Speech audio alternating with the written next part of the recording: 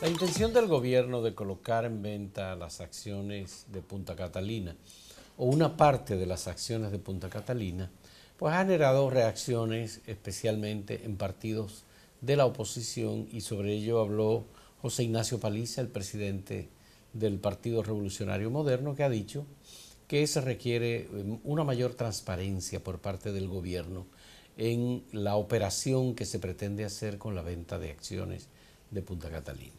Creo que Guillermo Moreno también es otro de los que ha abordado el tema.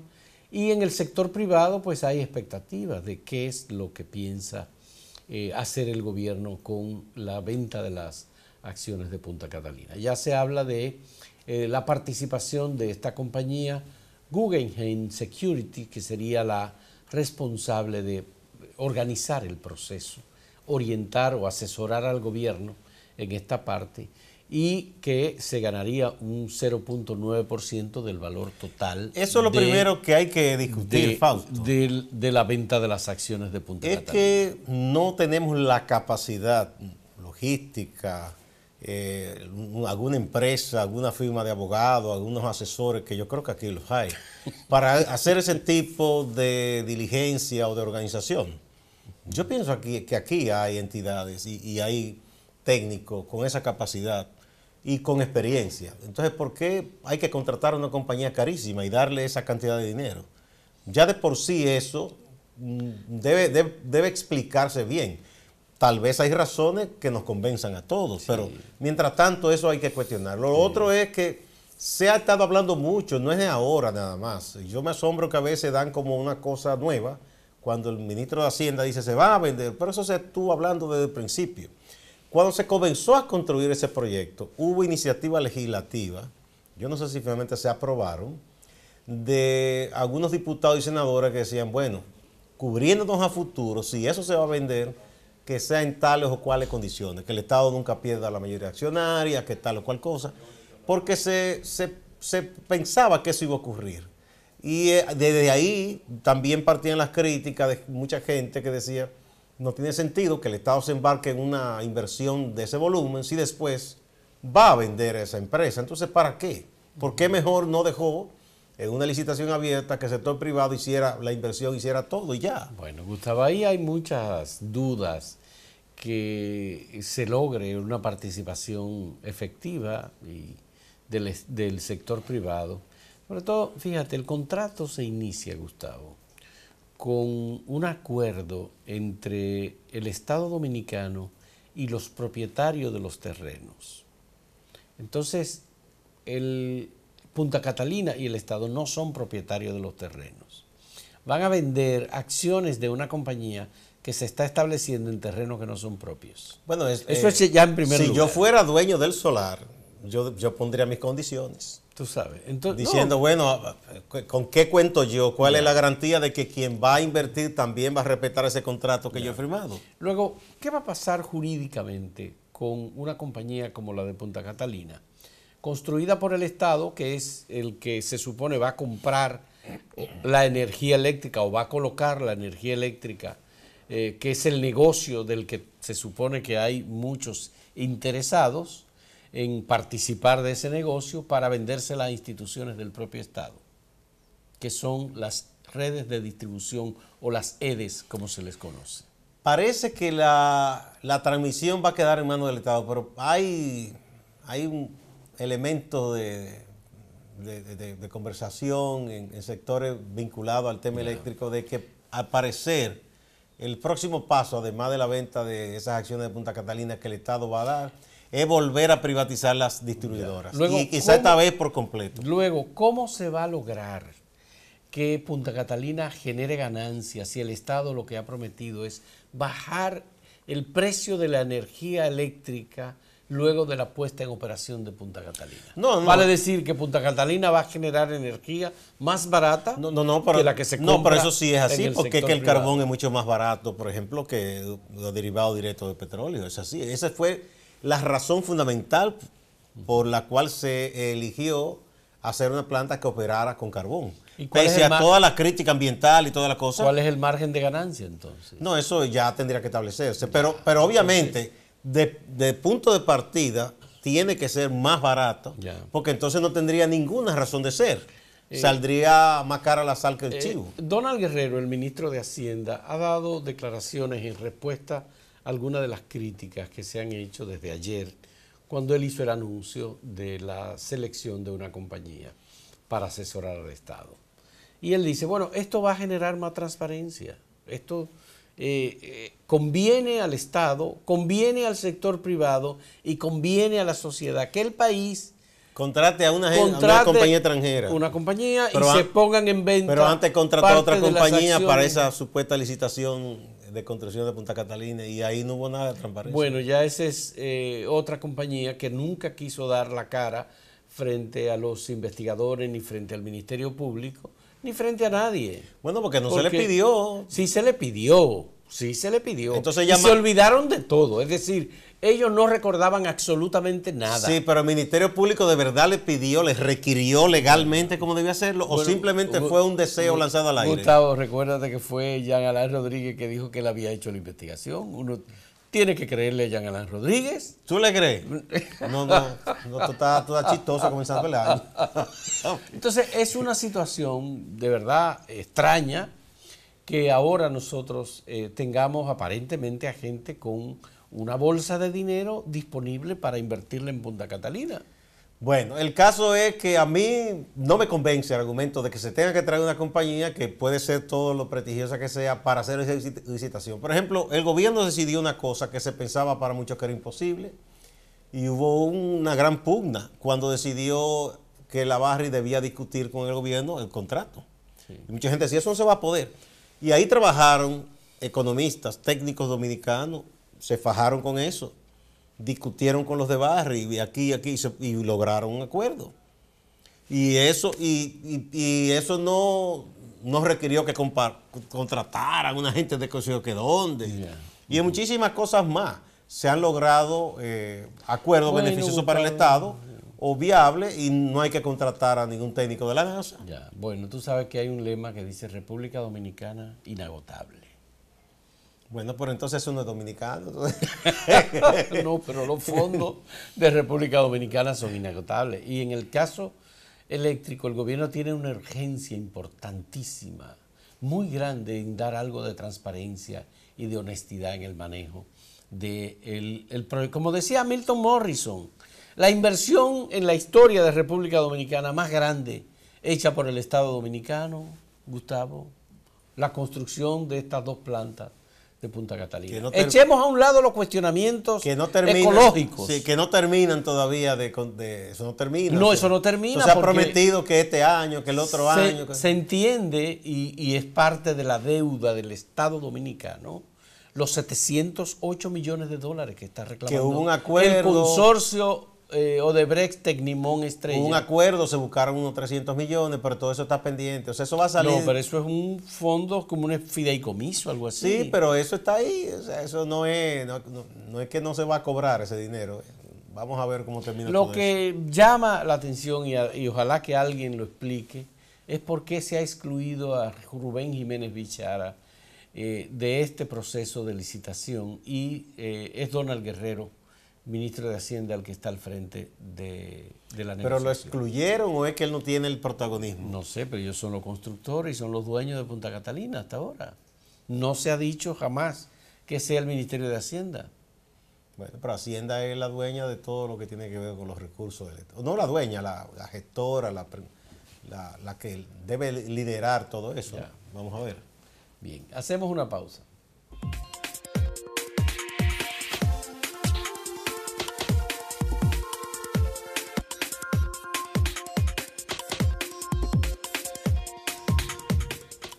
Itaña ha comenzado inusualmente activo en la política, porque siempre después de la pausa de Navidad como que se tarda un tiempo en que se retomen esos temas duros de la cotidianidad política, pero este año no.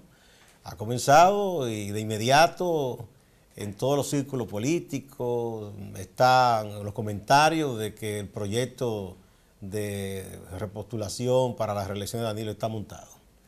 Incluso ya se habla de varias vías que ellos tomarían para lograrlo, pero sobre todo, y esto es lo más preocupante, ¿no? Se habla de cifras millonarias que se estarían ofreciendo a los legisladores que todavía no están convencidos, entre comillas, de aprobar una reforma constitucional en el caso de que sea por esa vía que se busque la repostulación del presidente Medina. Bueno, creo que fue Fidel Santana el que dio la información. El Frente Amplio. Sí, que ya eso estaba resuelto, que lo habían conseguido, que estaban entregando o habían entregado supuestamente a un grupo de legisladores de la oposición o legisladores del entorno de Leonel Fernández y del PRM. Que en ese caso son de oposición los leonelistas. Los leonelistas, en este caso, oposición al proyecto reeleccionista, sí, sí, ¿no? Que habían entregado supuestamente 30 millones de pesos. Eso está muy caliente el ambiente en el Congreso Nacional y se habla de legisladores. No hay, el Partido Revolucionario Moderno está a la expectativa porque no se tiene información de quiénes serían los que habrían recibido, en el caso del PRM, los sobornos para cambiar de postura sobre el tema del cambio a la Constitución de la República.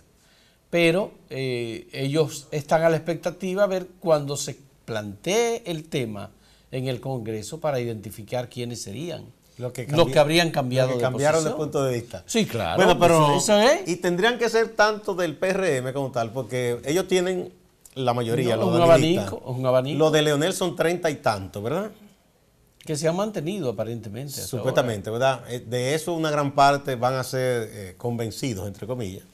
Y hay que ver, los reformistas siempre han sido reeleccionistas y no hay que convencerlos mucho, porque ellos siempre piden lo suyo. Pero y entonces uno que otro del PRM también. Sí. Porque en el Senado no hay problema. Sí. El Senado ellos tienen una mayoría absoluta. Mira, yo nunca creí que Danilo Medina iba a apoyar ningún proyecto que implicara compra de conciencia de gente de la oposición. ¿Y por qué? No, porque nunca le vi como a Danilo en posturas de ese tipo. Eso es lo que yo pensaba. Luego, tú dices el Danilo histórico. El Danilo histórico. Luego, en el 2015, ya hubo una reforma de la Constitución. Y Danilo se empeñó en esa reforma. Posteriormente, incluso, una persona llegada a Danilo publicó un libro, Tonisa Conde, en donde dijo que era una vergüenza que se pagara dinero o sobornara a legisladores para aprobar una reforma de la Constitución que incluyera prácticamente exclusivamente el tema de la reelección presidencial. Aunque ellos nunca han admitido que en ese caso del 15 hubo estas cosas, sino que se ha dicho que fue el acuerdo político en el PLD que amparó eso y que todos siguieron la línea del partido. Está bien, pero Tony reveló que sí hubo ese tipo de manejo irregular de la voluntad de legisladores. Del cual seguro él desliga al presidente, que es su líder. Bien.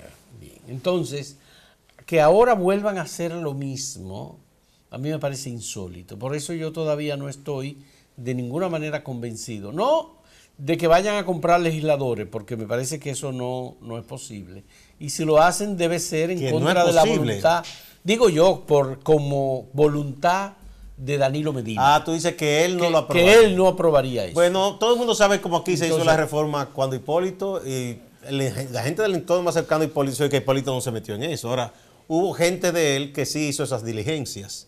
Porque eso es lo que pasa, los presidentes se desligan, lo blindan para que nadie lo pueda señalar, pero hay quienes se ocupan de hacer ese trabajo. Mira, y nosotros que no es el más santo. Conversado con varias personas, tú y yo hemos conversado con varias personas cercanas al presidente y nos han dicho que el presidente no está interesado en ir a una segunda reelección. Pero sí tiene interés en otra cosa. Bueno, claro, el presidente tiene interés en protegerse y proteger a su equipo. No, y tratar de que no haya retaliación. Cierta opción política no sea la que gane dentro del PLD. Sí, eso sí es verdad también. Entonces ese es el dilema, la dicotomía para él, porque él no quiere que vuelva Leonel. Que Leonel gane sería un riesgo muy alto, porque él vendría supuestamente, eso es lo que se dice, con venganza.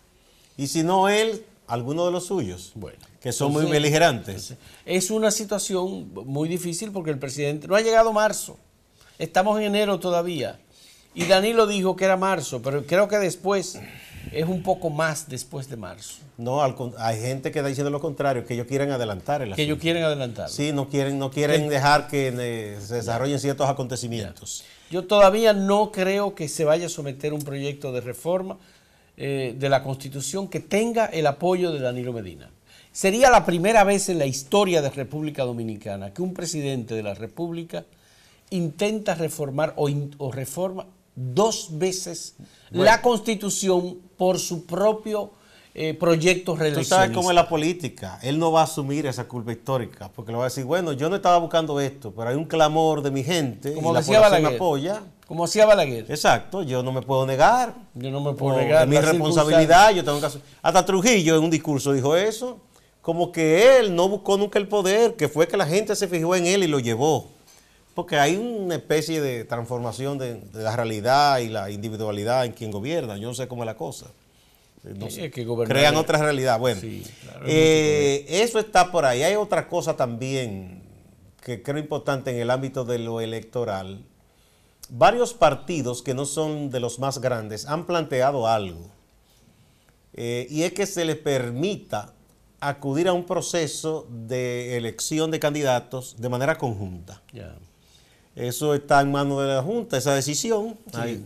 Guillermo Moreno, Alianza País y Opción Democrática, Minuta Vares Mirabal, Guillermo Moreno, no sé si está Alianza por la Democracia. Habrá otros que se van a sumar también. De Max Puy, que han estado, le solicitaron eso y esperan una decisión de la Junta Central Electoral. Tiene importancia por y además lo están varias sustentando en la ley de partidos políticos y en disposiciones de la ley electoral también. Pero políticamente tiene un interés que me parece válido.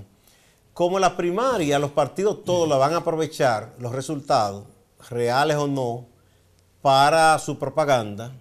Entonces, partidos que están luchando por hacerse un espacio importante, ¿verdad?, en el escenario político, entonces quedarían, si van individual, con una cantidad de votos que los otros dirían, ¿para dónde van esos? Pero si van de conjunto, sí, pienso que darían una imagen, una proyección de mayor fortaleza. Y además creo que a la Junta eso le simplificaría muchas cosas. En vez de que muchos partidos, cada uno por su lado, si hay una coalición que va de manera conjunta, yo creo que eso sería mejor para la propia Junta. Y el partido, Un País Posible, el partido de... Yo creo que hay conversaciones para que que la mayoría de esos partidos emergentes, ojalá que lo hagan, excepto los que están como yéndose del lado del presidente Fernández, la mayoría va a tratar de estar en esa coalición. Hay conversaciones, hay esfuerzos. Fausto, antes de que vayamos, hay que decir rápidamente, antes de ir al próximo bloque, que muchos abogados, incluso abogados que son abogados cercanos al gobierno, han dicho que es un exceso de que el Ministerio Público quiera que los jóvenes que fueron apresados tras lanzar excremento al edificio de la Suprema y de la Procuraduría, se les quiere imponer la prisión a la espera de juicio, porque esos muchachos ni son criminales que cogieron una ametralladora y mataron a nadie. Ya ellos están en prisión. No, pero que quieren dejarlos en prisión a la espera de juicio. Eso es un exceso.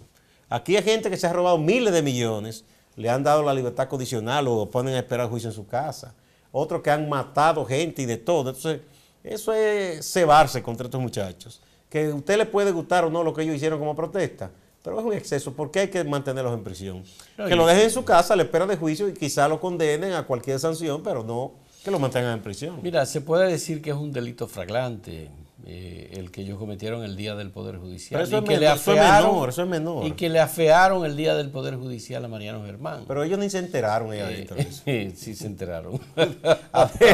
Ahí adentro no se enteraron después. Pero lo que sorprende, señores, es la celeridad del Ministerio Público en la prisión. ¿Y cuántos patriotas diciendo que estos muchachos ahí sí se aparecen patriotas de inmediato?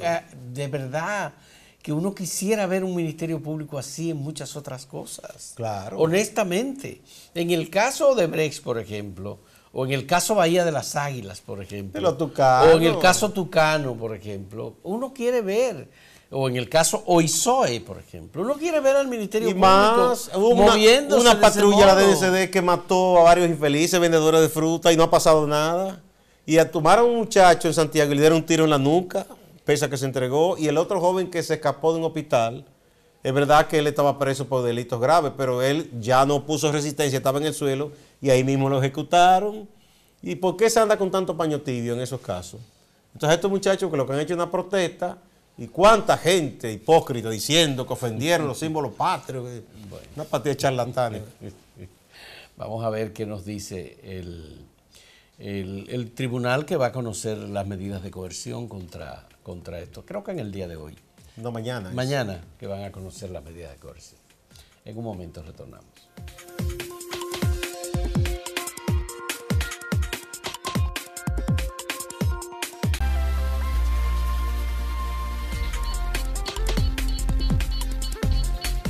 Pasamos con nuestro compañero Máximo Laureano directamente desde la ciudad de Santiago de los Caballeros.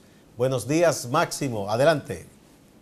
Saludos, Gustavo. Saludos, Fausto. Saludos a la gente de Escarbando en Acento TV desde Santiago. Hoy, a partir de las 10 de la mañana, se conocería la medida de coerción contra los agentes policiales que están imputados en la muerte, es decir, en la ejecución de Jorge Gabriel Báez Abreu, el prófugo que se habría escapado de la cárcel de Nagua. Eso es a las 10 de la mañana. Los imputados son el teniente coronel Félix V. Peralta Castillo, el segundo teniente Miguel Virgilio Martínez Grullón, el sargento Richard Alberto y el cabo Rafael Mena Peña. Hay mucho revuelo en esta parte del Cibao, en el término del entretenimiento, el merenguero urbano Alajazá, envuelto en una situación en la Fiscalía de La Vega. ¿Qué es lo que le pasa a ese joven? Se le conocería una medida de coerción por supuesta violencia de género a su pareja, pero luego cuando recabamos las informaciones, lo que hay allí es una cita de conciliación para el próximo viernes, ya que él le puso una orden de alejamiento a su pareja por supuestas amenazas. Eso es el viernes. La fiscal de La Vega, Aura Luz conocerá esa medida de conciliación. En otro caso, el Centro León decidió llevarse a los jardines del Centro León las obras que se iban a exponer en el bulevar de la calle Benito Munción, en el centro histórico de Santiago. Esto porque se le estaba requiriendo un impuesto por parte de las autoridades municipales, y los artistas, los gestores culturales de Santiago, entendieron que no, que hay conflicto con eso, pero ya, o sea, había un conflicto, pero ya el Centro León decidió exponer las obras en los jardines del teatro. Los muchachos del Falco aquí en Santiago siguen en solidaridad y expresándose en las redes sociales, en los distintos medios de comunicación, llamando a que pongan en libertad a los compañeros del Falco, que incluyen al vocero nacional Gabriel Sánchez. El PRM y la auditoría, me dice el diputado Robinson Díaz, quien ha estado haciendo algunas denuncias en Santiago, tanto de la Fiscalía, de la gestión de Abel Martínez como de Corazán, que no se le ha informado y que no tiene conocimiento de la auditoría que se presentará en la próxima semana. Tengo informe de que los lesionados del accidente del Torito se están recuperando. Eso y otras informaciones desde Santiago.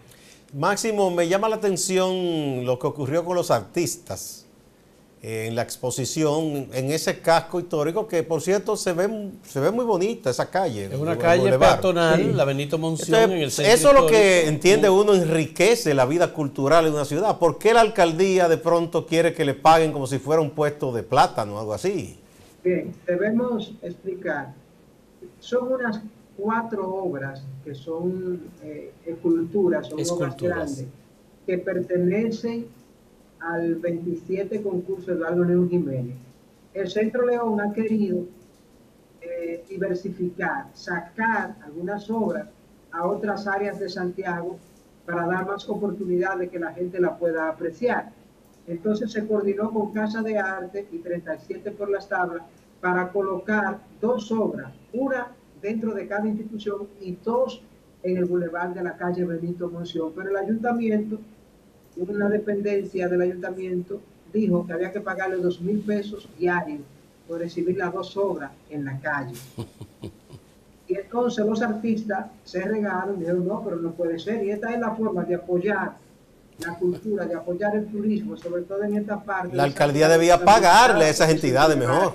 De la calle Benito Monción, que es peatonal entre la calle Restauración y Máximo Gómez. ¿Y cuál es la política cultural del Ayuntamiento de Santiago? ¿Tiene alguna política cultural, Máximo? Eso es lo que denuncian los gestores culturales y los artistas. Hasta ahora, lo que ha hecho el ayuntamiento, que tiene que ver con cultura, son pintar los murales, pero pintar murales, muchos de estos murales en paredes ajenas. Porque, por ejemplo, usted va a un lugar privado, pinta un mural, y cuando esa gente se le ocurra pintar eso, quitarlo, lo quitará. Bueno. Eso es lo más notorio que se ha visto del ayuntamiento en términos de cultura aquí en Santiago. Pero qué extraño, porque son 3 entidades, 37 por las tablas, Casa de Arte y el Centro León, a quien todo el mundo les reconoce una labor de aporte cultural para Santiago y para el país. Entonces, en vez de buscárselos de aliados, hace esto. Yo no entiendo a la alcaldía. De apreciar las obras. Pero ya el Centro León dijo, bueno, pues nos llevamos las obras para los jardines del Centro León y la exposición se abrirá mañana a partir de las 7:30 de la tarde, de la noche. Hay que señalar que cuando hubo el conflicto sobre el bulevar, que algunos vecinos fueron a los tribunales, el ayuntamiento estaba de parte de Casa de Arte 37 por la tabla. De hecho, el ayuntamiento llevó sus abogados y se ganó el pleito en primera instancia. Luego eso fue al Tribunal Constitucional, pero en el Tribunal Constitucional lo que se dijo, se declaró inadmisible la petición de los vecinos, pero todo se dejó como está. Sigue peatonal el tramo, pero no hubo una decisión definitiva por parte del Tribunal Constitucional. Bueno, muchas gracias, Máximo, por estos datos. Vamos a darle seguimiento y, por supuesto, muchas gracias a los amigos televidentes que nos han seguido en este Escarbando. Hasta mañana.